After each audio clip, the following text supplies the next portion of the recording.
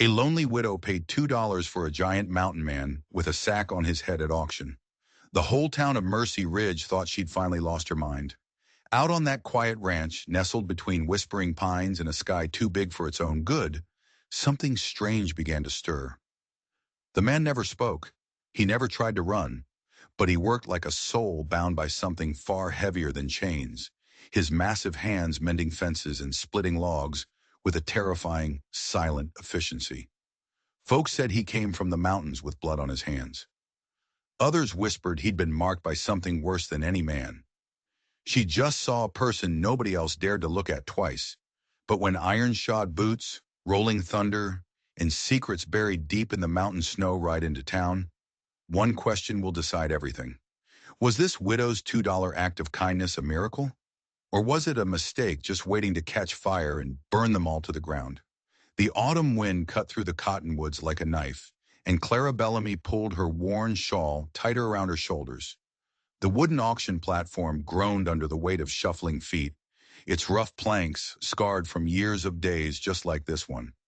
Around her, the good folk of Mercy Ridge clustered together like nervous chickens, their whispers carried on the crisp September air, sharp and mean. Clara stood at the back of the crowd, a ghost in her own town, her gray-streaked hair tucked neatly beneath a modest bonnet. The sheriff's voice, loud and full of his own importance, rang out across the town square.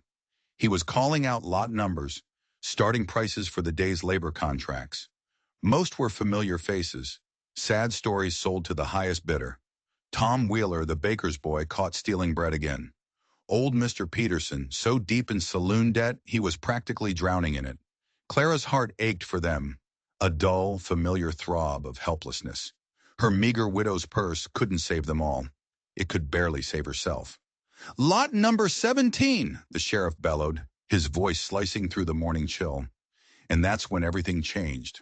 Two deputies, their faces grim, led forward a sight that made the entire crowd gasp and take a collective step back. A man, taller and broader than any Clara had ever seen, shuffled onto the platform in heavy iron shackles.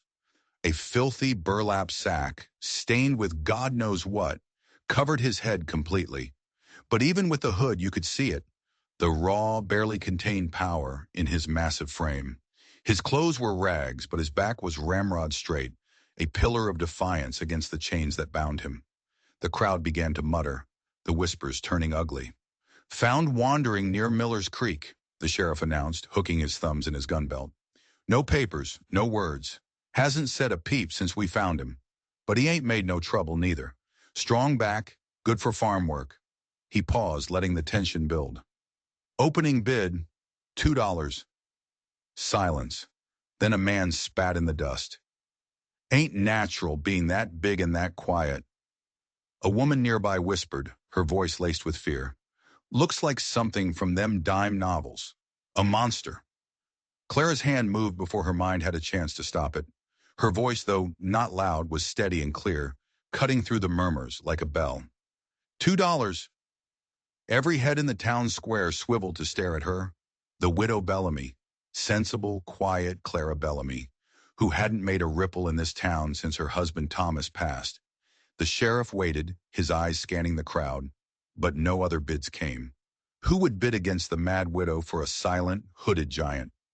"Sold," he declared, his gavel cracking down with a sharp finality. "To the widow Bellamy for $2. Clara moved toward the platform, her legs feeling strangely light. She fished in her reticule for the coins, her last $2. The money she'd set aside for winter lamp oil and flour. Her fingers trembled as she handed them over, but her signature in the ledger was firm, clear, decisive. The deputies unhooked the chain that bound the silent giant to the platform. He didn't move. He just stood there, waiting. The walk home was a long, silent procession. Just the creak of her mule cart's wheels and the heavy, rhythmic shuffle of chained feet in the dust beside her. The man followed without a word, without resistance. But Clara noticed it, how he turned his covered head at every sound, a bird in the trees, a rustle in the grass. He was alert as a cornered wolf. Evening found them in her small ranch kitchen. The oil lamp cast a warm, flickering light on the scrubbed wooden table. Clara had set out a simple supper of beans and cornbread, watching as her strange guest ate with careful, measured movements, his shackled hands navigating the food to the unseen mouth beneath the sack. Now the meal was over. The time had come. She approached him with her husband's old toolbox, its contents rattling softly. "I'm going to cut those chains now," she said softly, her voice the same one she used to gentle a spooked horse. "And then, if you're willing, we'll take that sack off your head." The man sat perfectly still. He didn't flinch, didn't nod, didn't make a sound. The only noises in the small kitchen were the steady rasp of her file against the iron links and the loud rhythmic tick of her grandfather's clock on the mantel. It sounded like a heart, counting down the seconds to a moment that would change her life forever. When the heavy shackles finally fell away with a clatter onto the floorboards, he slowly, almost tenderly, rubbed his raw, chafed wrists. But he made no other movement. He just waited. Clara's hands were steady as she reached for the rough burlap sack. Her movements were deliberate, gentle. She wasn't afraid. She didn't know why, but she wasn't. "I'm Clara Bellamy," she said, her voice a soft anchor in the tense silence. She drew the rough fabric up, and away. "And I reckon you'll need a name, silent or not. I'll call you Elias, if that suits." The face revealed in the warm lamplight made her catch her breath. It wasn't the face of a monster. Despite the wild, grizzled beard and the grime of imprisonment, there was a nobility in his features, a strength in his jaw that the jail hadn't erased. But it was his eyes that held her captive. They were the color of golden autumn wheat, and they were filled with a sadness so deep, so profound, it made her own heart ache in answer. They were the eyes of a man who had seen the end of the world. Elias made no sound, but he met her gaze steadily. And in that one silent moment, something passed between them. It wasn't a word. It was something older. An understanding, perhaps. Or the first fragile thread of trust being woven in the quiet of that little kitchen. Clara nodded once, as if sealing an unspoken agreement.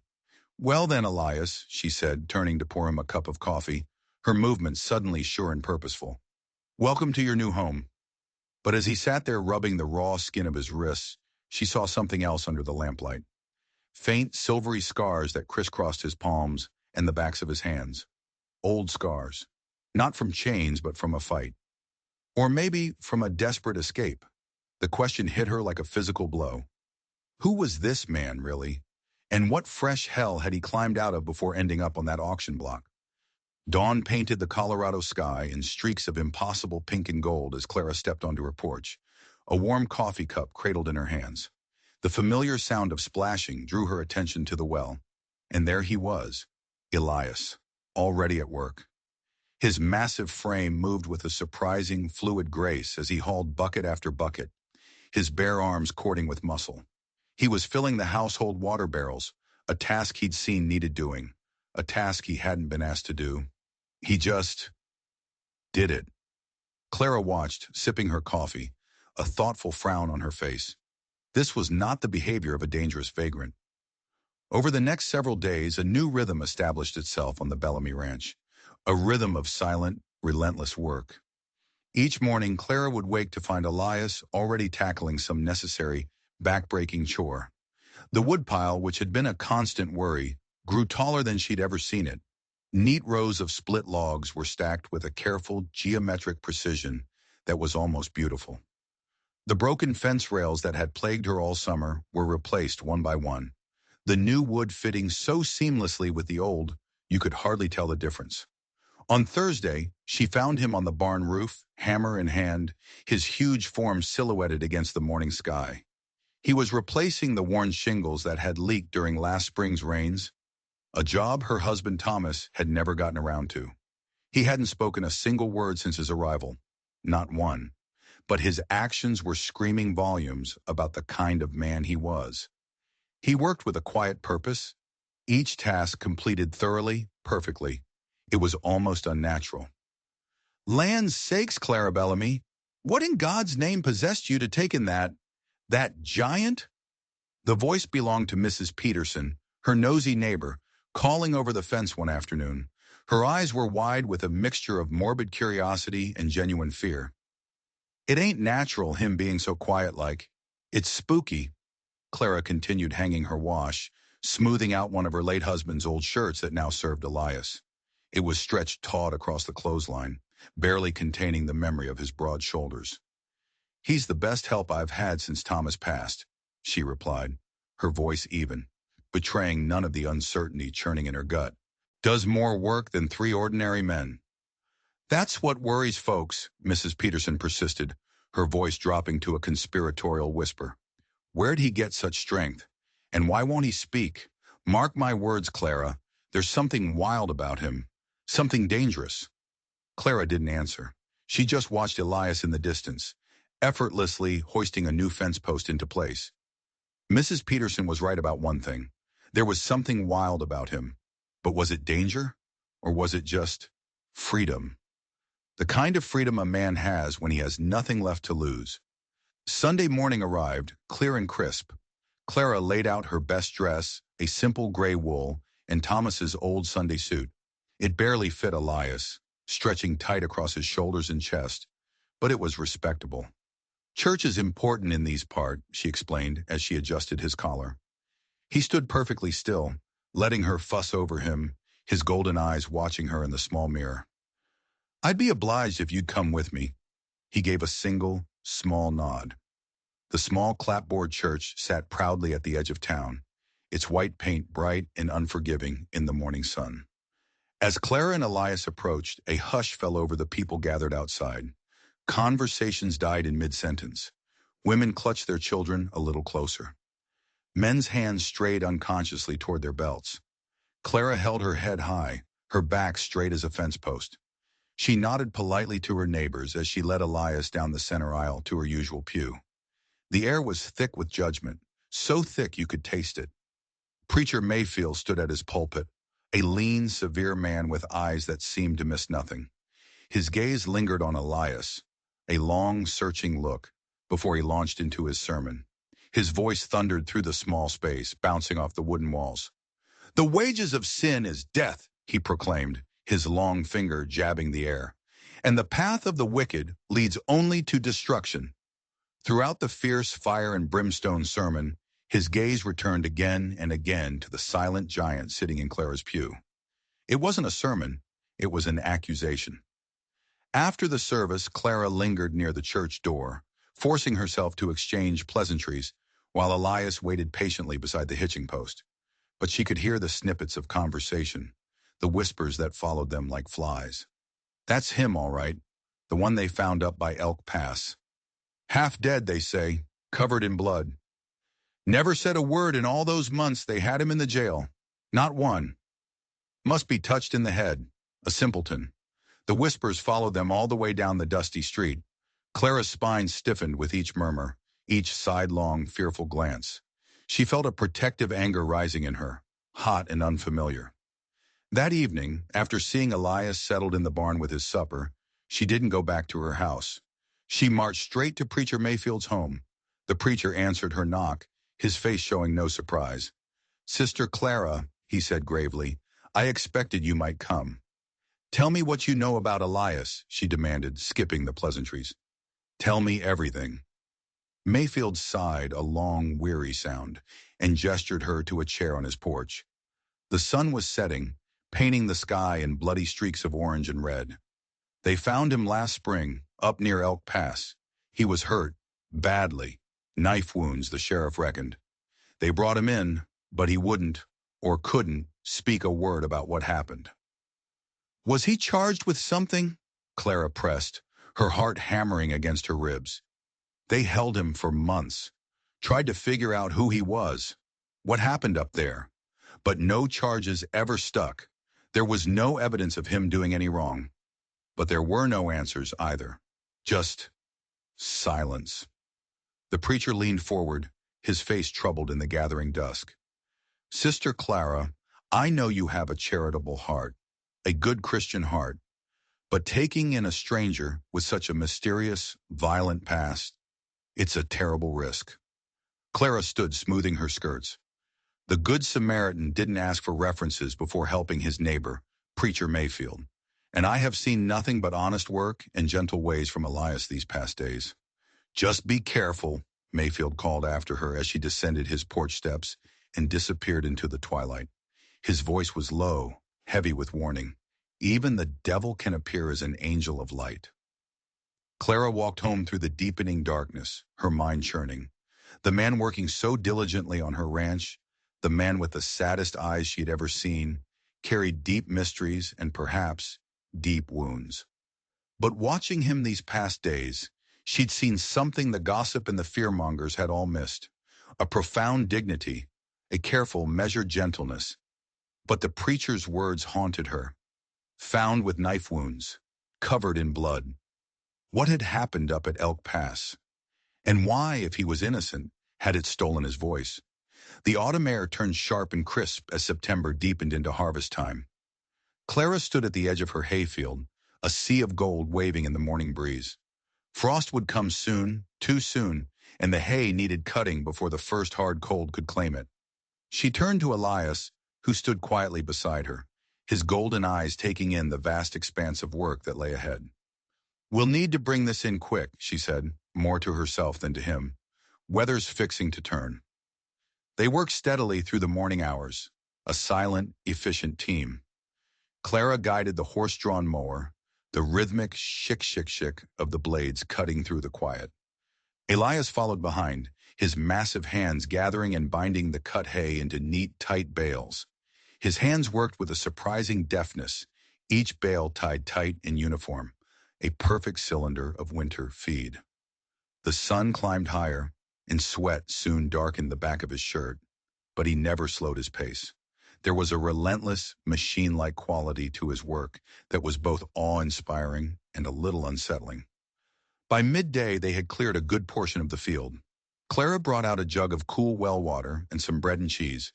They sat in the shade of an old oak tree, sharing their simple meal in a comfortable silence. Clara had grown used to these quiet repasts, finding an odd peace in them. There was something restful about not having to fill the air with meaningless words. She watched him eat, his movements still so careful, so deliberate. It was as if he was afraid of breaking something.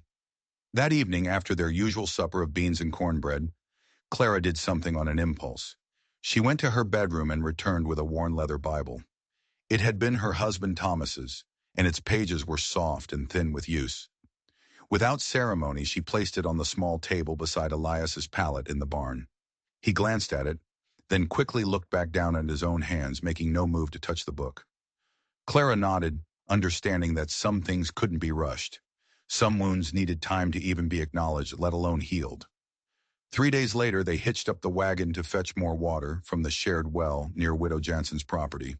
The morning was cool, dust rising from the wagon wheels as they made their way down the rutted road.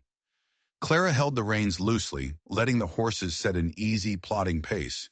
A child's scream split the air. It was sharp, high-pitched, and full of pure terror. Clara jerked the reins, but Elias was already moving. He didn't jump from the wagon so much as launch himself from it, hitting the ground with the fluid grace of a mountain lion.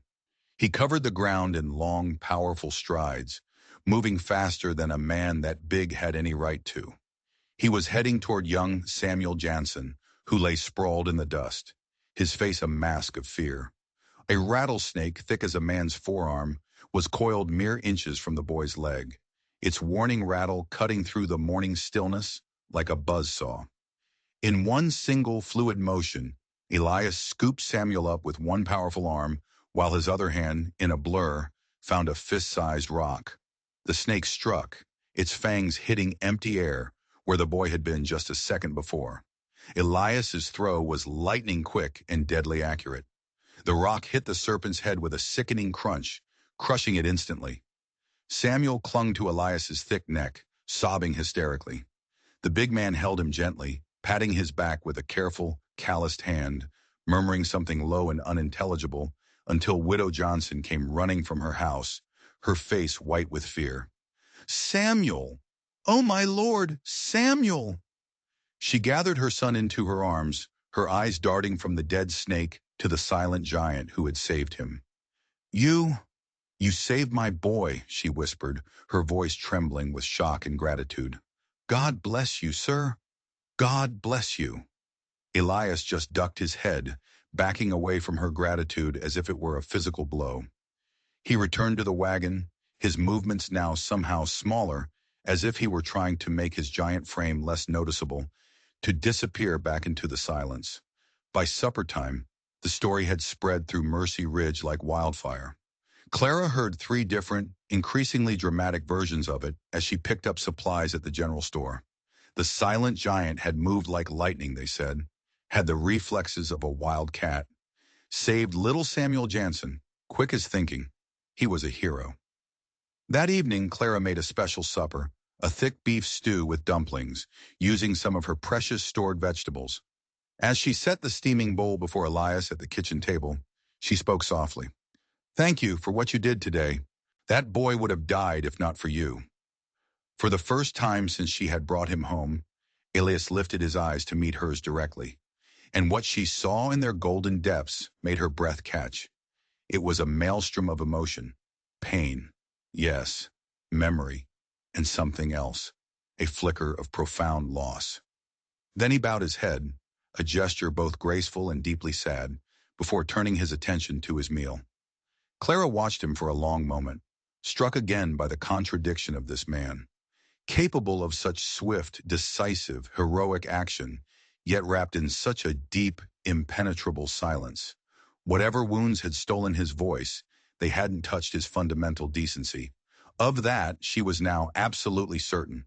But that look in his eye, it told her a new story. He hadn't just saved a child. He had relived a moment where, perhaps, he had failed to save someone else. The mystery of Elk Pass had just gained another, darker layer. The morning sun filtered through the dusty barn doors as Clara carried a basket of fresh eggs to the kitchen. She paused, her hand on the latch, noticing something different about Elias's usual morning routine. He wasn't mending tack or sharpening tools. He was sitting on his pallet, and Thomas's old Bible was open in his weathered hands. His large finger traced the lines of text slowly, his brow furrowed in deep concentration. He wasn't reading. She realized with a pang of sympathy that he couldn't read. He was just looking at the words, as if trying to absorb their meaning through touch alone. Clara set down her basket. Would you like me to read it to you?" Elias looked up, and for a fleeting second, she saw something vulnerable in his golden eyes. A flicker of hope. He gave a slight, almost imperceptible nod. That evening, after the dishes were cleared and the lamps were lit, Clara opened the Bible. "We'll start at the beginning," she said softly. Her voice filled the quiet kitchen. "In the beginning, God created the heavens and the earth." As she read, Elias sat perfectly still, his eyes fixed on some distant point beyond the kitchen wall. Only the slight, steady rise and fall of his chest showed that he was breathing. He was drinking in the words like a man dying of thirst. When she finished the chapter, Clara closed the Bible gently. "Shall we pray?" He bowed his head alongside hers, and though he made no sound, she sensed a deep, profound reverence in his silence. This became their evening ritual. Each night after supper, Clara would read a passage. Then they would pray together, her soft words carrying both their hearts to heaven. Sometimes she would catch him mouthing the words of familiar verses, his lips moving silently, though he never spoke them aloud. About 10 days into this new routine, Clara hitched up the wagon for a supply run into town. The general store was busy, ranchers stocking up before the first snows of winter. As she was examining a bolt of wool fabric, a sharp, authoritative voice cut through the general murmur. "The Bureau's position is clear. The treaties will be honored, but any hostiles found off reservation will be dealt with severely." Clara turned to see a lean, severe-looking man in a crisp uniform, his manner as starched as his collar. He was speaking to Mrs. Peterson, but his cold, assessing eyes swept the store like he was taking inventory of souls. The name on his uniform identified him as an agent from the Bureau of Indian Affairs, Agent Silas Lowe. Clara gathered her purchases quickly. Something about the agent's presence set her teeth on edge. She had nearly reached the door when Lowe's voice rang out again, sharp and clear. "Widow Bellamy, isn't it?" She turned, forcing a polite smile. "Yes, sir. I understand you made a interesting purchase at the labor auction recently. A large, silent man. His tone was casual, but his eyes were not. They were like chips of ice.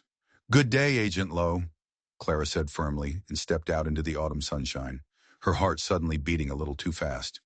The afternoon light was fading when Ernie Malloy's rickety wagon rattled up to her fence. Clara saw him from the kitchen window, where she was preparing supper. Elias was in the barn, mending a broken piece of tack. "Evening, Miss Bellamy," Ernie called out as she met him on the porch.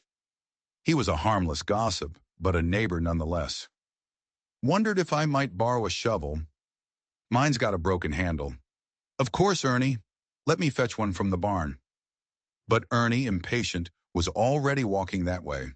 Before Clara could stop him, he'd pushed open the heavy barn door. Elias looked up from his work, his face cast in shadow. Ernie stumbled backward as if he'd been shot. "Lord Almighty," he muttered, his face draining of all color. He pointed a trembling finger. It's him.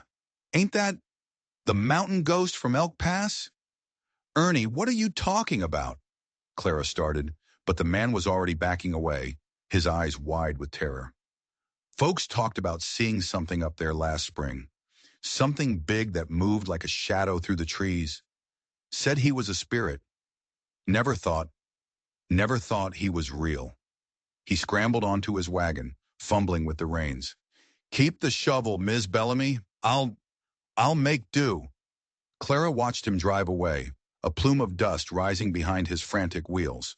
When she turned back to the barn, Elias had disappeared back into the deepest shadows. The air was suddenly cold. The next morning dawned gray and heavy. Clara was just setting out feed for the chickens when she heard the sound she had been dreading. Hoofbeats, fast ones. Agent Lowe sat straight-backed on a handsome bay horse, two deputies flanking him like stone gargoyles. "Mrs. Bellamy," he said, dismounting with a creak of leather.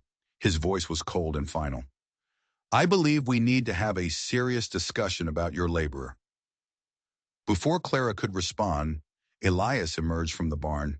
He moved into the sunlight, his massive frame seeming to soak up the morning light, and stood there, silent and waiting. Lowe's hand moved instinctively to the pistol on his hip. A cruel, triumphant sneer twisted his lips. "Well, well," he spat, his voice dripping with contempt. "If it ain't Elijah Cross himself." The name hit Clara like a stone to the chest. Elijah. "Scout turned savage," Lowe continued, his eyes fixed on Elias. "Accused of killing Lieutenant James Harper near Comanche, lands last spring. Put a knife right in his commanding officer's back." The world seemed to tilt on its axis. Clara's heart stopped. She turned to Elias, to Elijah. But he stood motionless, his golden eyes fixed on the agent, his face an unreadable mask of stone. Agent Lowe turned his icy gaze back to Clara. "You bought yourself a murderer, widow." Agent Lowe's boots crunched on the gravel as he stepped closer to Clara's porch, his hand never straying far from the butt of his pistol. His eyes were cold, flat, devoid of any human warmth. "Hand him over, Mrs. Bellamy. Save yourself a world of trouble." Clara felt a tremor run through her, but she lifted her chin, her voice coming out stronger than she felt. "Do you have a warrant, Agent Lowe?" "A warrant?" He let out a short, humorless laugh. "For a contracted laborer? For a deserter and a murderer? I don't need a warrant, ma'am. I have authority." "This is my property." Clara's voice remained steady, a rock in the swirling currents of fear. "Show me the law that says I must surrender him. Show me the proof of his crimes. All I have seen is an honest man." The agent's face darkened, his jaw tightening into a hard knot. "You're making a grave mistake, widow. This man is dangerous. He's a savage who betrayed his own country." "All I've seen is honest work and gentle ways," Clara repeated, her gaze unwavering. "Until you bring me proper papers from a judge, or real, solid evidence, Elias stays right here." Lowe stared at her for a long, tense moment, his eyes boring into hers. Then he turned on his heel and swung himself back onto his horse. "You'll regret this foolishness," he snarled. "I promise you that." He wheeled his bay around, and his deputies followed, leaving clouds of dust and a heavy, threatening silence in their wake. That night, sleep was impossible. The house felt too small, the silence too loud. Through her bedroom window, she could see a light in the barn. She watched as Elias's shadow paced the length of the barn, back and forth, back and forth, like a caged mountain lion. The moonlight caught his profile now and then, his head bowed, his broad shoulders heavy with some invisible, crushing weight. He wasn't just a silent man. He was Elijah Cross, a name that carried the stench of murder and betrayal.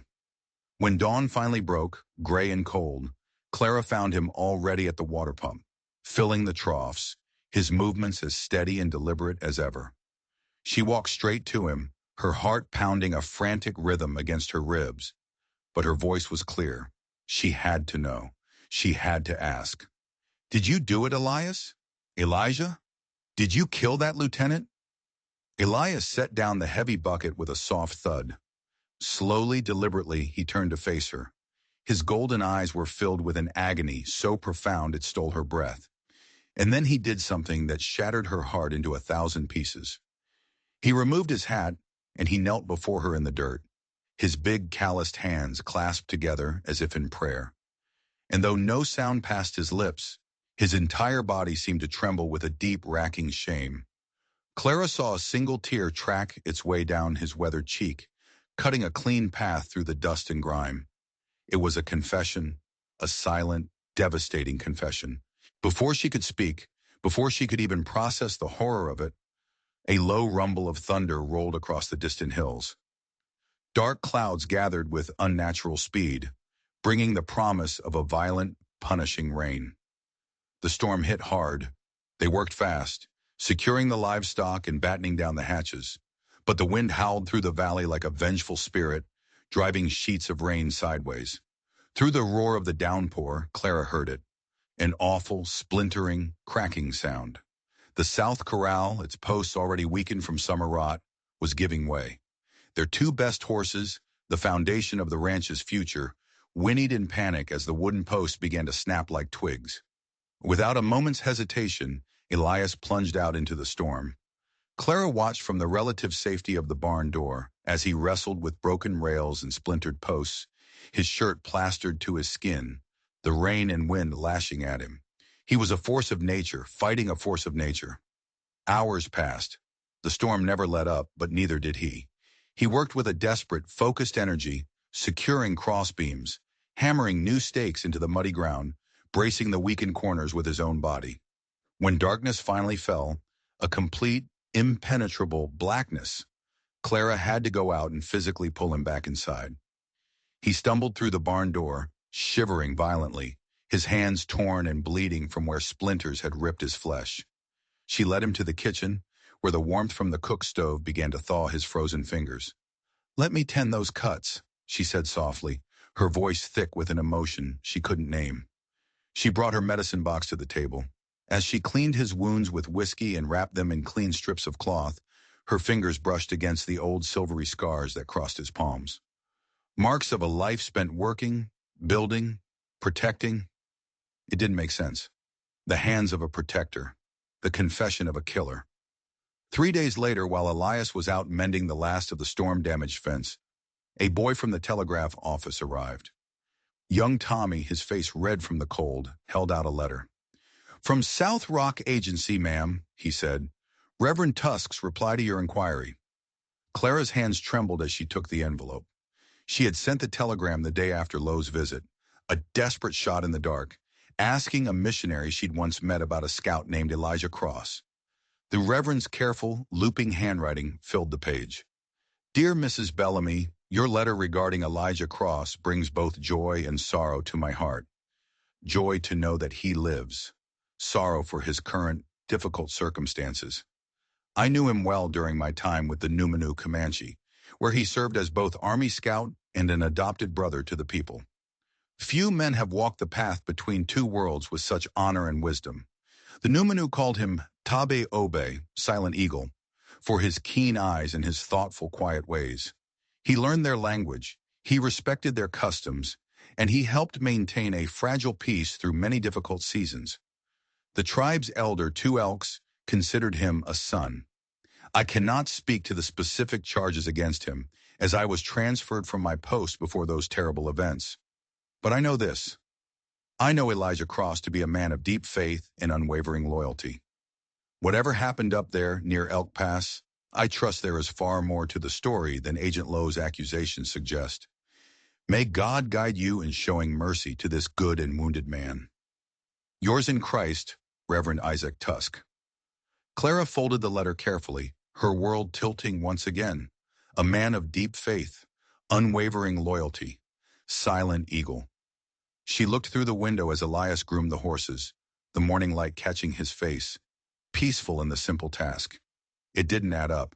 The kneeling confession, the letter from the Reverend, the violence of his past and the gentleness of his present.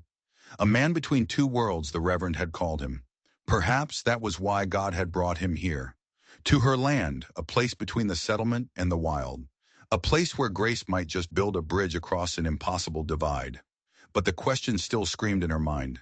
If he was this man of honor, this silent eagle, then why had he knelt in the dirt and confessed to a murder he didn't commit? The Sunday morning dawned clear and cold. Clara hitched the wagon while Elias readied the horses, his movements as careful and precise as always. They had 5 miles to cover, heading east, toward the Comanche borderlands where the prairie met the sky. She had sent a message with a traveling peddler, a simple request for a meeting, signed with her name and the name Reverend Tusk had given her, Silent Eagle. Clara had packed bread, dried meat, and a small pot of coffee. The wooden wheels creaked beneath them as they followed the old faint trading path, a trail marked by scattered buffalo bones and wind-worn stones. Elias sat straight beside her, a silent mountain of a man. But today there was a new tension in him. His eyes were fixed on the horizon, where the rising sun painted the clouds in shades of gold and rose. The landscape changed gradually. The fences and plowed fields of the settlement gave way to open, rolling grassland dotted with sagebrush. Prairie dogs stood at attention as they passed, their sharp chirps the only sound in the vast emptiness. A red-tailed hawk circled high overhead, a lonely speck riding the morning thermals. Near midday, they crested a low rise overlooking a shallow, meandering creek. And there, beneath a lone, ancient cottonwood tree, sat an elderly man. He was wrapped in a blanket decorated with intricate geometric patterns. His silver hair hung in 2 long braids, and his face was a beautiful, tragic map of deep lines, telling the story of many hard winters. Elias's breath caught in his throat. He climbed down from the wagon slowly, almost reverently, and approached the seated figure. Without a moment's hesitation, he knelt and pressed his forehead to the frozen earth, his broad shoulders trembling with an emotion too powerful to contain. The elder, Two Elks, rose with a slow, aching dignity. He placed his weathered hands on Elias's shoulders and spoke soft words in the Comanche tongue, his voice rich with emotion, a river of sound after a long drought. Then he drew Elias up into a fierce embrace that spoke of years of shared history and lost time. Clara remained by the wagon, her heart aching, giving them space for their reunion. She watched as Two Elks touched his forehead to Elias's in a gesture of deep, profound kinship, murmuring what seemed like prayers or blessings. Finally, Two Elks turned his gaze to Clara and beckoned her forward with a slight movement of his head. "You are the woman who sees with her heart," he said, his English clear and precise. "You have shown kindness to my son. Please sit with us. There are truths that must be spoken." They settled in the shade of the cottonwood. Two Elks produced a small carved pipe, lit it with a practiced ceremony, and passed it in a circle before he began his tale. The story the world was not meant to hear. 2 winters passed, he began, his eyes growing distant with memory. When the snows came early and deep, our people camped in the protected valley near Elk Pass. We had permission. The treaty was clear. But a new lieutenant arrived at the fort, a young man full of poisoned thoughts and ambition. His name was Harrison. Clara glanced at Elias. He sat with his head bowed, his hands clenched into tight, white-knuckled fists. "He ordered the camp burned," Two Elks said, his voice flat, devoid of emotion. "No warning, no cause, just fire." Elias, Silent Eagle, was their scout then. He tried to stop it. He rode between the soldiers and our lodges, showing them the treaty papers, begging them to see reason. The lieutenant just laughed and tore the papers to pieces. Clara could see it, the smoke, the screams, the chaos. When the soldiers came with their torches, Elias fought his own men, He fought them to save our little ones. He carried 2 children through the thick smoke to the safety of the trees. But when he went back for more, the lieutenant's men caught him. Two Elks's voice grew heavy, thick with grief. They beat him. They beat him with their rifles until he could not stand, until he could not speak. Then they left him for dead in the snow. They took the lieutenant's body, who had been struck by a stray arrow in the confusion, and they rode away. The old man reached into his blanket and withdrew a small wooden token, smoothed by age and decorated with careful carvings of an eagle in flight. We found him, barely breathing. We nursed him through the fever dreams. When he finally woke, his voice was gone, locked away with the horror of that night, the shame of being unable to stop it, the guilt of surviving when so many did not. He pressed the token into Clara's hands. This marks him as Numanu, our brother. The army tells lies about a murdered lieutenant to cover their own crime. The only crime committed that night was theirs, and they hide it behind false words in the silence of a good man. Clara traced the carvings with her finger. An eagle, soaring, surrounded by symbols she didn't understand but could feel the immense weight of. The truth of Elias's silence was finally clear. It wasn't guilt for a crime he had committed. It was the deep, soul-crushing trauma of a crime he had witnessed. His kneeling in her yard hadn't been a confession of murder. It was a confession of survival. As the sun began to set, casting long, purple shadows across the prairie, they made a small camp near the creek. Two Elks shared more stories of Elias's years with his people, his skill with horses, his deep respect for their ways, his quiet, unwavering strength. The stars emerged one by one, a brilliant, glittering canopy filling the prairie sky with ancient light. In the deep of the night, Clara was woken by a sound she had never heard from him before, a sound that tore through the silence of the prairie, deep, racking sobs. Elias knelt at the edge of their camp, his face turned toward the dark silhouette of the mountains, his massive frame shaking as years of unshed grief finally found their release. Two Elks sat beside him, one hand on his back, singing softly in Comanche, a song of healing, of return, of pain finally being spoken in a language older than words. Clara watched them through tears of her own, understanding now the full measure of God's purpose in bringing this profoundly wounded soul to her door. The small wooden token was pressed against her heart, where she had tucked it into her dress pocket. It was a tangible piece of truth in a world that seemed determined to be clouded by lies. The autumn wind rattled the dry leaves against the window panes as Clara stood before her stone fireplace. In her hands she held the small wooden token Two Elks had given her. Its carved eagle seemed to catch the flickering lamplight, its wings poised for flight. With a gentle reverence, she placed it on the mantel, right beside Thomas's worn Bible. The two objects, one from a Comanche elder and one from a Christian husband, seemed to belong together. Both were testaments to a faith that went deeper than words. The evening shadows had just begun to stretch their long fingers across the yard when heavy boots thundered across her front porch. The door burst open without a knock, and Roy Glay, a neighboring rancher with a mean streak and a powerful thirst, stumbled in. His face was flushed with drink and a simmering anger. The sharp, sour smell of whiskey filled the small room. "Evening, Widow Bellamy," he slurred, swaying slightly on his feet. His usually neat clothes were disheveled, and his eyes held a dangerous, predatory gleam. "Come to discuss business." Clara straightened her spine, her heart beginning to hammer against her ribs. "Mr. Glay, this is hardly the time or the manner for a proper discussion."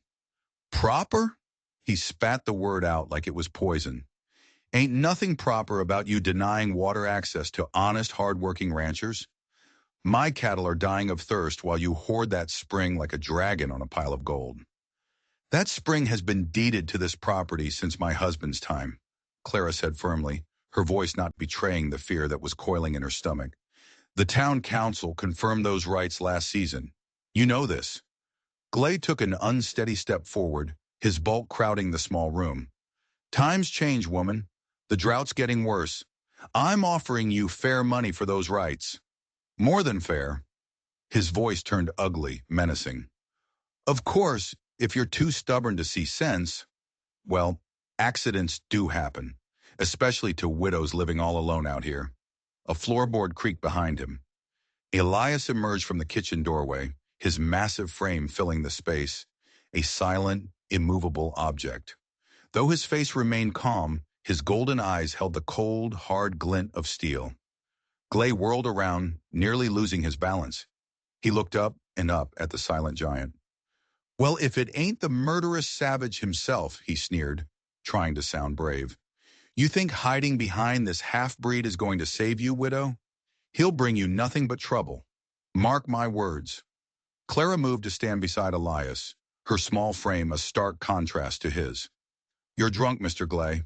I suggest you leave now, before you say something you'll truly regret come morning." "Regret?" Glay laughed, a harsh, grating sound. "The only regret I got is not running this monster off my range when we first found him wandering around. Should have put a bullet in him then." He jabbed a shaking finger toward Elias. "You watch yourself, Indian lover. Your kind ain't welcome here." With that, he stormed out, letting the door slam hard behind him. His horse's hooves pounded away into the gathering dusk, a frantic, angry rhythm. Clara's hands shook as she slid the heavy bolt across the door. Elias touched her shoulder briefly, a fleeting gesture of quiet support, before moving to stoke the dying fire. The warmth felt good, but it couldn't chase away the chill that had settled deep in her bones. 3 days passed in a watchful, nerve-wracking tension. Clara noticed Elias taking longer routes during his chores, circling the property's boundaries, his eyes scanning the horizon. He began carrying tools that could easily double as weapons. A heavy shovel while checking the fence line, a sharp axe while gathering firewood. He was a silent sentinel, guarding their small kingdom. On the fourth morning, while Clara was out feeding the chickens, she heard Elias's sharp, piercing whistle from the direction of the well. It wasn't a signal of alarm, but of warning.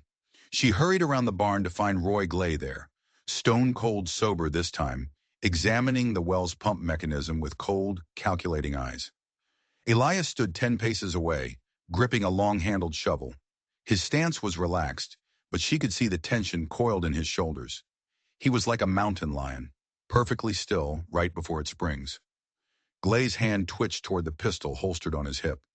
"Just inspecting the water table, widow. Public right-of-way and all that." "This is private property, Mr. Glay," Clara called out, her voice clear and carrying in the crisp morning air. "As you well know." The two men locked eyes across the dusty yard, one loud and full of bluster, the other silent and immovable. Though Elias held only a simple shovel, something in his unwavering golden gaze made Glay's face twitch. After a long, tense moment, the rancher backed away.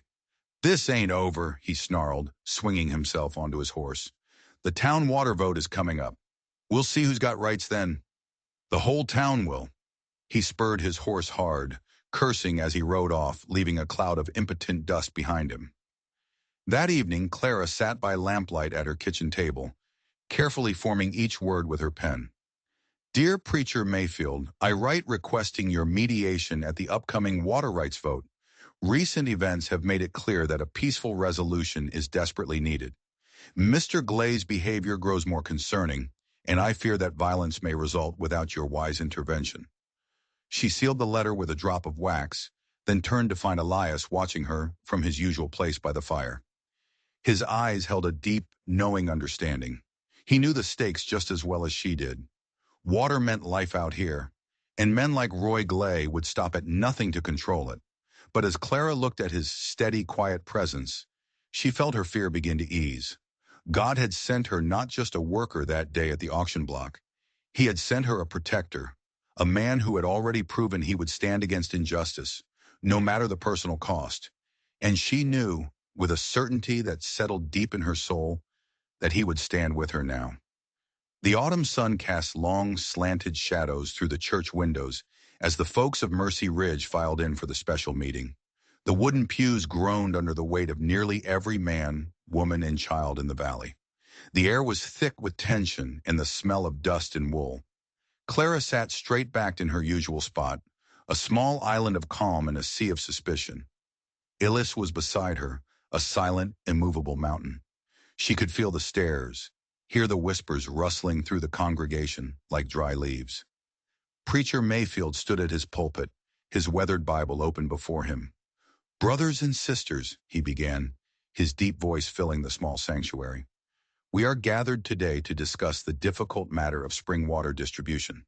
These are trying times, and the drought is testing all of us."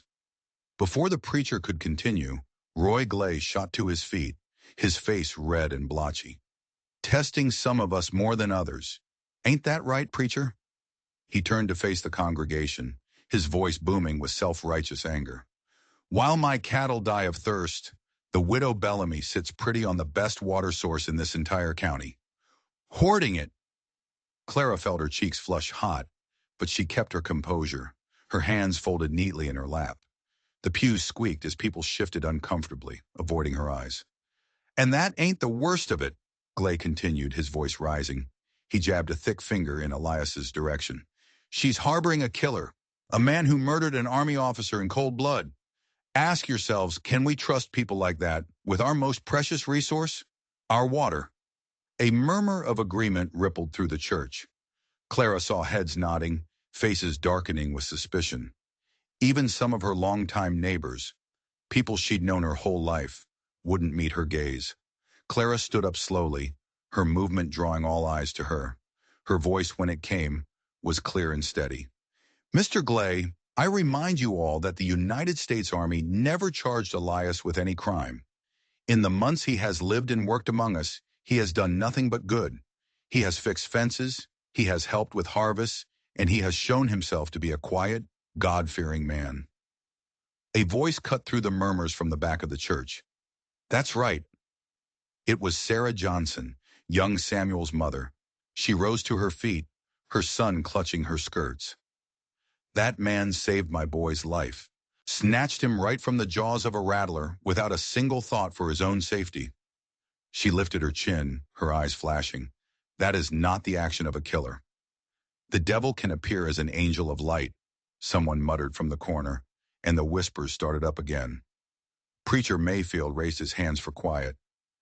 "I have watched this situation closely," he said, his deep voice commanding attention. "When Elias first came to our church, I confess, I had my doubts. But I have seen him bow his head in prayer. I have seen him work honest hours. I have seen him treat others with a respect that many of us could learn from." He paused, looking directly at Roy Glay. "Perhaps we should judge less by rumors and more by the fruits we see right before our own eyes." The meeting continued for another hour, a chaotic back and forth of voices rising and falling like angry waves. Some sided with Glay, speaking of property rights and the desperate needs of their own farms. Others remained silent, their faces troubled and uncertain. No clear resolution emerged. When they finally adjourned, the sun was setting, bleeding across the western sky. Clara and Elias rode home in the gathering dusk. The steady clip-clop of the horses' hooves was the only sound between them. Elias's face remained impassive, a mask carved from stone, but Clara noticed how his shoulders seemed heavier than usual, bowed under the weight of the town's suspicion. That night, Clara was woken from a restless sleep by an odd rhythmic scraping sound. The moon was high and bright, casting a brilliant, silvery light across her yard. She crept to the window and peered out. What she saw made her breath catch in her throat. There behind the barn was Elias. He had stripped to his waist despite the cool night air, and he was digging. His powerful muscles flexed and bunched in the moonlight as his shovel bit deep into the hard-packed earth. He had already carved a long, deep trench, a dark scar stretching from their well all the way toward the boundary line of Widow Johnson's property. Clara understood immediately. He wasn't hoarding the water. He wasn't waiting for a town vote. He was creating a channel. He was going to share their well water with their struggling neighbor. She slipped on a robe and went outside. "Elias," she said softly. He paused in his work, leaning on the shovel, and wiped the sweat from his brow with the back of his arm. He looked at her, and his golden eyes, illuminated by the moon, were full of a quiet, fierce determination. He still spoke no words, but his meaning was as clear as the stars above. They had been blessed with plenty. It was only right to share. Clara felt hot tears prick her eyes. This man, this silent, wounded man, who had been shown so little mercy by the world, was working through the night to offer it freely to others. She thought of the Savior's words about giving cups of cold water in his name. "Let me fetch you a lantern," she said, her voice thick with emotion, "and I'll bring some water too. The drinking kind, not the sharing kind." His eyes crinkled slightly at the corners, the closest she had ever seen to a smile. As Clara turned back toward the house, she knew this quiet act of generosity, performed under the silent witness of the moon, would speak louder than any words ever could. By morning, news of Elias's nighttime labor would spread through town, and she prayed that maybe, just maybe, it would be enough to soften the hearts that had grown so hard. The first hard frost came early that year, painting the windows with delicate, feathery patterns of white and turning the morning grass brittle underfoot. Clara had been working hard to prepare the ranch for the long winter, mending quilts and storing the last of the garden's preserves, when the fever struck her like a hammer blow. It started with a shiver she couldn't shake, even when huddled beside the hot cook stove. By nightfall, she was dizzy and weak, barely able to stand. Elias found her swaying in the kitchen, trying to lift a pot of soup with hands that trembled uncontrollably. Without a single word, he took the pot from her, his large hands gentle but firm on her shoulders, and guided her to her bed. The next few days blurred together in a painful, disorienting haze of burning heat and bone-rattling chills. Through the thick fog of the fever, Clara was vaguely, dreamily aware of Elias's constant, silent presence. He moved like a shadow through her room, changing the cool cloths on her forehead, stoking the fire to a steady warmth, and carefully spooning warm, nourishing broth between her cracked lips. When she shivered, another heavy quilt would appear on the bed. When she burned with heat, he would open the window just a crack to let in the crisp, clean autumn air. In her more lucid moments, Clara noticed that he never left her side for more than a few minutes at a time. He slept, when he slept at all, in the hard wooden chair beside her bed, his long legs stretched out, his head bowed in what looked like a state of constant, silent prayer. The ranch work must have been piling up, the animals needing to be fed, the wood needing to be chopped, but he seemed concerned only with her recovery. But what surprised her most, what cut through the fever dream, was the sound of his voice. At first she thought she was hallucinating. She heard a low, melodic rumble, the sound of someone reciting the Psalms. But it wasn't her own voice in her head. She forced her heavy eyelids open. There, in the flickering lamplight, was Elias. His eyes were closed in concentration, his hands resting on his knees, and he was speaking. He was reciting the words she had read to him so many times. "The Lord is my shepherd, I shall not want. He maketh me to lie down in green pastures. He leadeth me beside the still waters." His voice was rough from disuse, deep and resonant, like water flowing over ancient stones.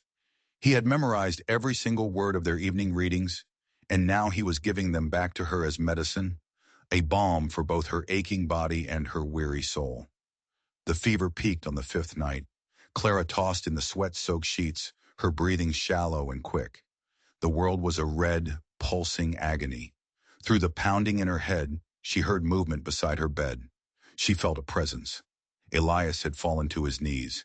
His big hands were clasped together so tightly his knuckles were white, and his head was bowed low over her bed. "Heal her, Lord," he whispered, his voice cracking with a raw, desperate emotion that tore through the fog and pierced her straight to the heart. "Please heal her. She saw me when I was no one."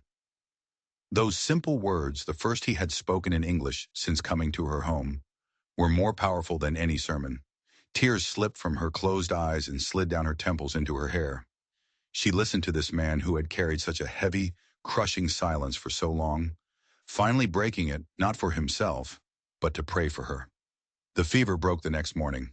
Clara woke to the pale, watery sunlight of a new day streaming through her window, and the cheerful sound of birds greeting the dawn. Her nightgown was damp with sweat, but her head was clear for the first time in what felt like an eternity. Elias was dozing in his chair, his face peaceful in sleep. She noticed his clothes were wrinkled and his beard was untrimmed. Had he really stayed beside her this entire time? As if sensing her gaze, his eyes opened. They looked at each other for a long moment across the quiet room. She saw a wave of profound relief wash over his features.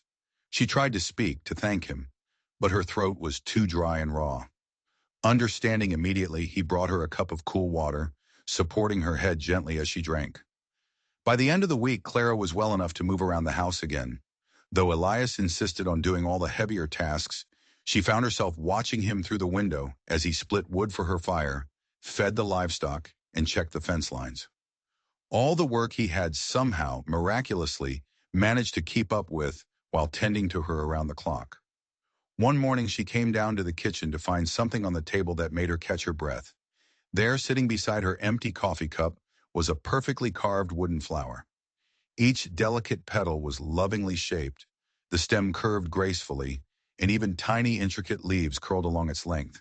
It must have taken him hours to make, whittled in the quiet, lamplit moments while she slept, and he watched over her. Clara picked up the flower, running her fingers over its impossibly smooth surface. It was a columbine, the same kind that grew wild in the high mountain meadow, where she and her late husband had often picnicked. Somehow Elias had noticed which flowers she loved best, though she had never, ever told him. She held the small wooden carving close to her heart, understanding all that it represented: gratitude, care, and perhaps something deeper, something quieter, that neither of them was yet ready to name. His long silence had ended in a prayer for her, and now this beautiful, silent gift spoke volumes more. God truly worked in mysterious ways, she thought, bringing healing not just to her body, but to two lonely souls who had found each other in the most unexpected of circumstances. The morning of the final water vote dawned clear and painfully cold. The frost was so thick it glittered on the wagon seat like a blanket of diamonds. Clara and Elias set out for town, their breath forming white clouds in the still, early light. Clara noticed how Elias sat straighter than usual, his shoulders tense beneath his worn coat. He had spoken very little since his desperate prayer during her fever, retreating back into his quiet ways. But now, when his eyes met hers, they held a new openness, a new vulnerability. The wall was still there, but it had cracks in it. They were halfway to town, the ruts in the road frozen solid when they heard it, the thunder of hoofbeats fast and hard coming up behind them. Clara pulled the wagon to a stop as Agent Lowe and 4 cavalrymen, their faces grim and set, surrounded them. They held their rifles raised and ready. Elijah Cross, Lowe's voice cut through the crisp air like a shard of ice.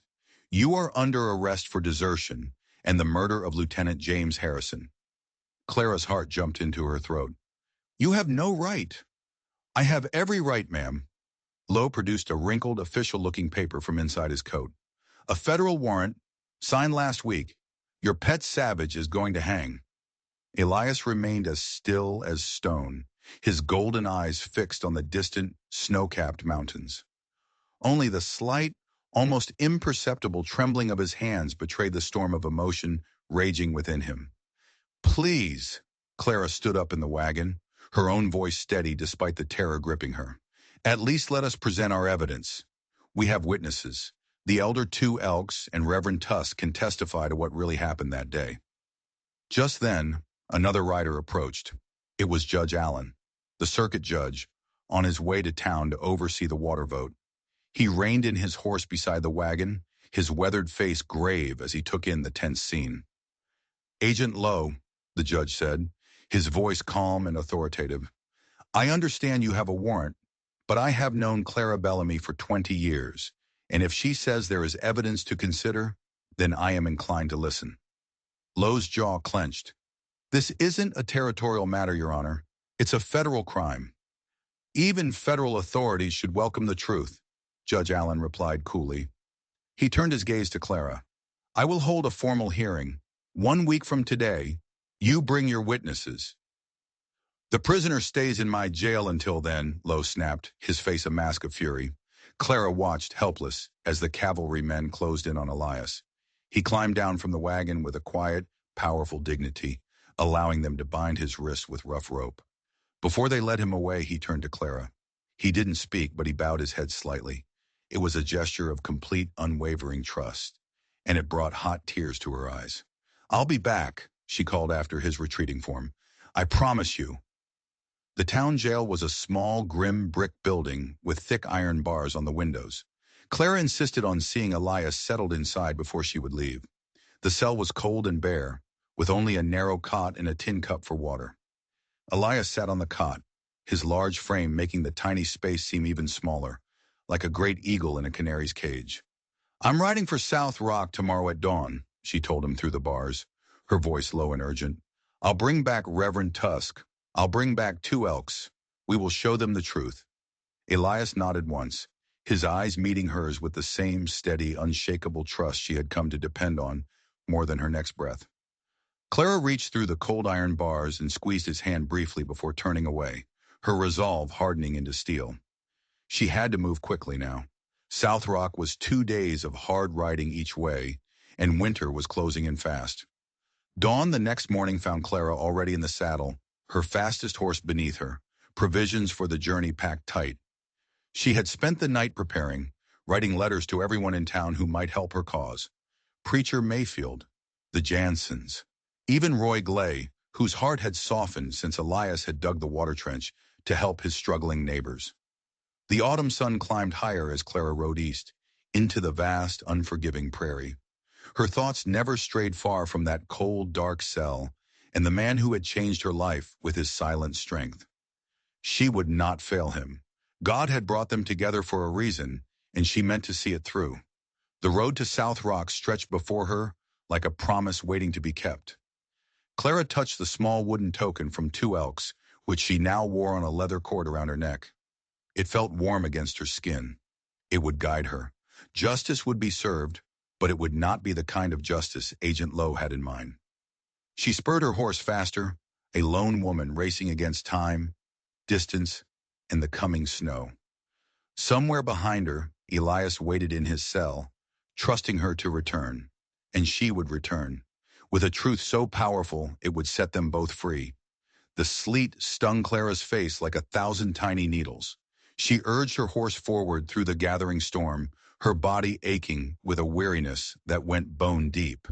2 days of relentless, hard riding had left both beast and rider exhausted, but she couldn't stop.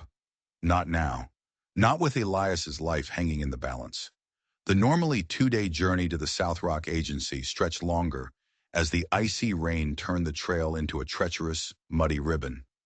Night was falling, a deep purple bruise of a sky, when she finally spotted the reservation's simple wooden cross rising against the horizon.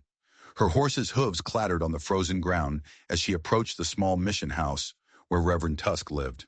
The elderly Reverend opened his door at her frantic knock, lamplight spilling out onto the porch like a welcoming hand. "Mrs. Bellamy!" His kind eyes widened with concern. Come in out of that storm. You're half frozen." Clara's hands shook so badly she could barely hold the cup of hot coffee he pressed into them. Through chattering teeth, she explained everything. Elias's arrest, Agent Lowe's warrant, the hearing set for just a few days' time. The Reverend's face grew grave as he listened, his expression hardening. "I will testify, of course," he said without hesitation. Elijah Cross was a man of honor. The Army's treatment of him was a shameful, criminal act. 2 Elks, Clara managed between sips of the scalding coffee. "I need to speak with him, too. He was there." "He has been expecting you," Reverend Tusk said softly. "He told me the signs in the sky told him you would come." They found 2 Elks in his small, warm cabin near the edge of the reservation. The elder sat cross-legged before a small, crackling fire, as if he had simply been waiting for them to arrive. His weathered face creased with recognition when Clara entered, her clothes still damp from the storm. "The widow who sees with her heart," he said in his careful, precise English. "You have ridden far from my brother." Clara knelt before him on the packed earth floor, her exhaustion completely forgotten in the urgency of the moment. "Please, they're going to try him for murder. We need your help. We need you to tell the court what you saw." 2 Elks reached in a worn leather pouch at his waist. He didn't pull out a pipe or a talisman. He withdrew a folded piece of paper, yellowed and creased with age. "I have carried this for many moons," he said, his voice low and solemn. "I have been waiting for the right time to use it. Now I give it to you." Clara's hands trembled as she took the letter and unfolded it. The handwriting was shaky, the ink faded, but the words were clear, and they hit her with the force of a physical blow. I, Captain William Dawes, being of sound mind but near to my death, must confess what I witnessed 2 winters past at Elk Pass. Lieutenant Harrison, in his arrogance and cruelty, ordered the burning of the Comanche winter camp against direct orders and against treaty law.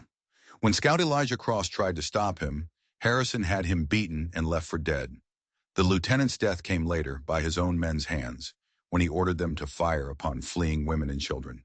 They refused his monstrous order, and in the ensuing chaos, he was killed. Scout Cross is innocent of all charges. May God forgive us all for what we did that day. Signed, Captain W. Dawes. Witnessed by 2 Elks, Numunu Elder. Clara pressed a hand to her mouth, tears mixing with the melting sleet on her cheeks. This was it. This was everything. This will save him. 2 Elks nodded solemnly. The dying man spoke the truth. Now you must carry that truth home. The return journey began at first light. Reverend Tusk rode beside Clara, while 2 Elks followed on his sturdy pony, wrapped in a thick buffalo hide blanket against the biting cold.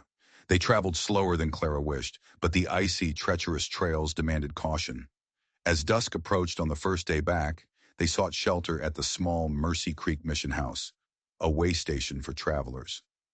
Sister Mary Catherine, a kind woman with a gentle face, welcomed them with hot stew and pallets near the kitchen fire. After their guests had settled in for the night, Clara slipped into the mission's tiny cold chapel. Moonlight filtered through the single stained glass window, casting a silver light on the rough-hewn wooden cross. Clara sank to her knees on the hard, unforgiving wooden floor, clutching her husband's worn Bible to her chest. Lord, she whispered, her voice breaking, why does my heart ache so? He has barely spoken 10 words to me, and yet I feel his silence like a missing part of my own soul. Tears flowed freely now, hot against her cold cheeks. I'm 52 years old, a widow set in my ways. What business do I have caring this much for a man I hardly know? But she did know him, she realized with a sudden, startling clarity. She knew his gentle heart in the way he handled frightened calves. She knew his honor in the way he worked without complaint or expectation of praise. She knew his faith in the reverent way he handled the scripture, even though he couldn't read it himself. She knew his courage in the way he had faced the town's suspicion with quiet dignity. I promised my Herbert I would keep his land safe, she continued, her fingers tracing the worn cover of the Bible. But maybe you sent Elias to help me do more than that, to help me live again, not just survive. The chapel's silence seemed to hold her confession tenderly. Outside, a lone owl called softly in the darkness. Clara remained kneeling, letting the simple, profound truth of her feelings wash over her like a cleansing rain. She had 4 more days to reach town before the hearing, 4 days to save the man who had, in so many ways, already saved her. Finally, a deep peace settled over her like a warm blanket. She didn't have all the answers for the future, but she had the truth in her saddlebags and a powerful, unshakable faith in her heart. For now, that would have to be enough. The church bell tolled 9 times across Mercy Ridge's town square, its solemn, heavy peals echoing off the frost-covered buildings. The townspeople filed into the small courthouse, their boots scraping against the wooden floors as they settled onto the hard benches. Morning sunlight, pale and thin, filtered through the tall, dirty windows, casting long shadows across the worn floorboards. Clara sat in the front row, her spine as straight as a ruler despite her bone-deep exhaustion. Reverend Tusk sat to her right, his clerical collar a stark, reassuring white against his black coat. 2 Elks occupied the space to her left, his quiet, dignified presence in his traditional dress, drawing curious, nervous glances from the assembled crowd. At the judge's bench, Mr. Allen adjusted his wire-rimmed spectacles and called the hearing to order with 3 sharp raps of his gavel. The sound cut through the murmuring crowd like a knife. This hearing concerns the matter of Elijah Cross, Judge Allen announced, his voice carrying to the dusty rafters. Agent Lowe, you may present your case. Agent Lowe rose from his seat, his boots clicking smartly as he approached the bench. His uniform was pressed crisp, his manner rigid with an arrogant authority. Your Honor, the accused deserted his post as an Army scout and was present at the death of Lieutenant James Harrison. The United States Army seeks justice for its fallen officer. He gestured dismissively toward Elias, who stood beside the defense table, his hands bound in front of him. The defense may have its say. Judge Allen's gaze swept to Clara. Mrs. Bellamy? Clara stood, clutching her reticule so tightly her knuckles were white. Inside it, Captain Dawes' letter lay folded, a silent, powerful witness. Your Honor, we have evidence that will clear Mr. Cross's name completely. The judge nodded. Proceed. Clara's hands trembled slightly as she withdrew the yellowed, creased paper. Reverend Tusk rose beside her, lending the quiet support of his presence. Your Honor, this is a deathbed confession from Captain William Dawes, who served with Lieutenant Harrison. It was witnessed by the elder, Two Elks, of the Numunio Comanche. Judge Allen accepted the document, his expression serious. He unfolded it carefully. The entire courthouse fell silent as he began to read the letter aloud, his clear, strong voice carrying Captain Dawes' last words to every corner of the room. I, Captain William Dawes, being of sound mind but near to my death, must confess what I witnessed 2 winters pass. As the judge read, Agent Lowe's face darkened like a thundercloud. The truth, buried for so long under lies and silence, emerged piece by powerful piece. Lieutenant Harrison's blatant violation of the treaty, the illegal, monstrous order to torch the winter camp, Elias's desperate, heroic attempt to prevent the atrocity, the brutal beating that left him for dead in the snow, and finally, the ultimate truth.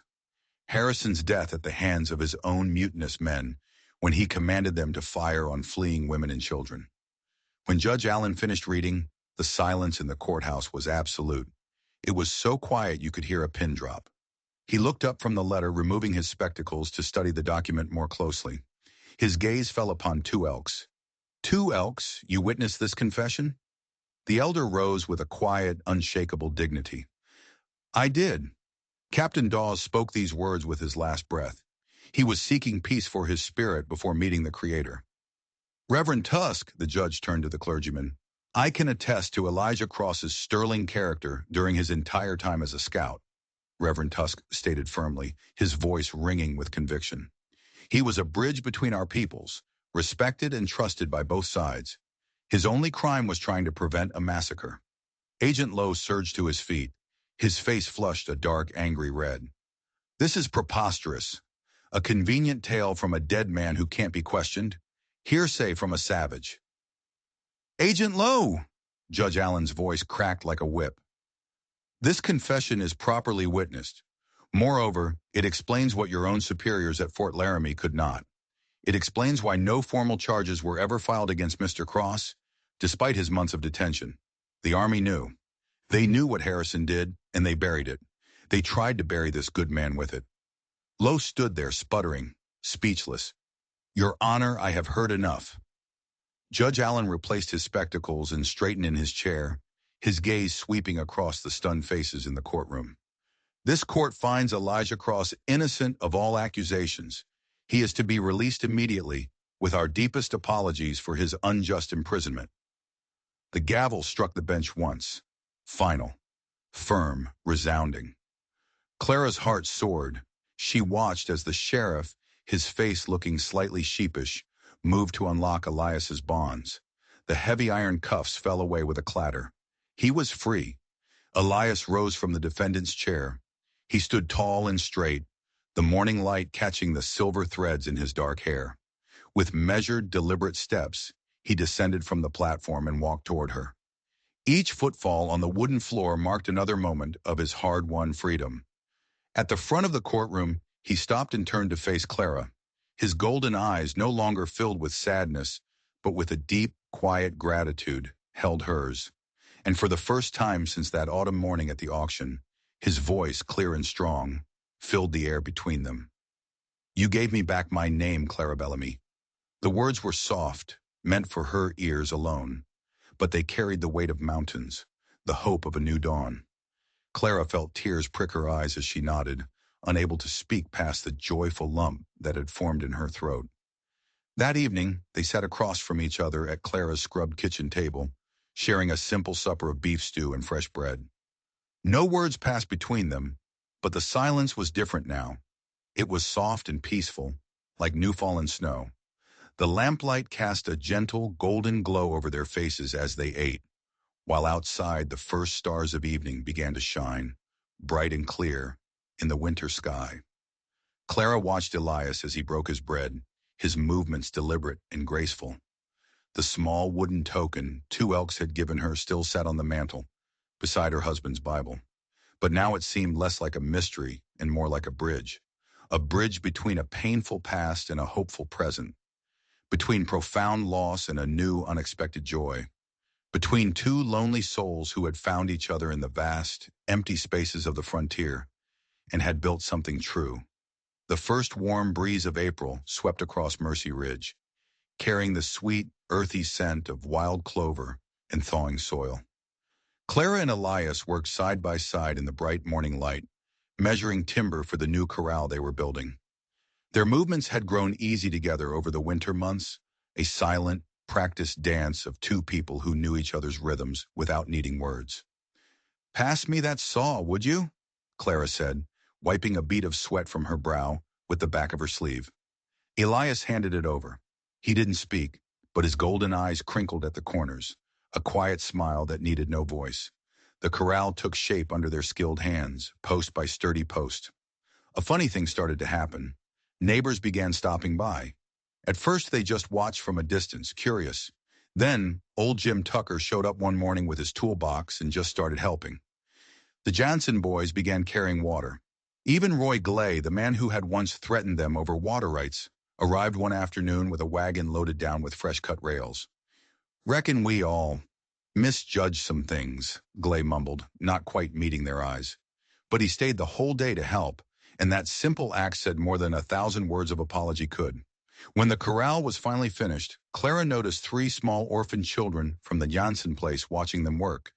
They had lost their parents to the winter fever, and their aunt, Sarah's sister, could barely feed them, let alone find the time to teach them their letters.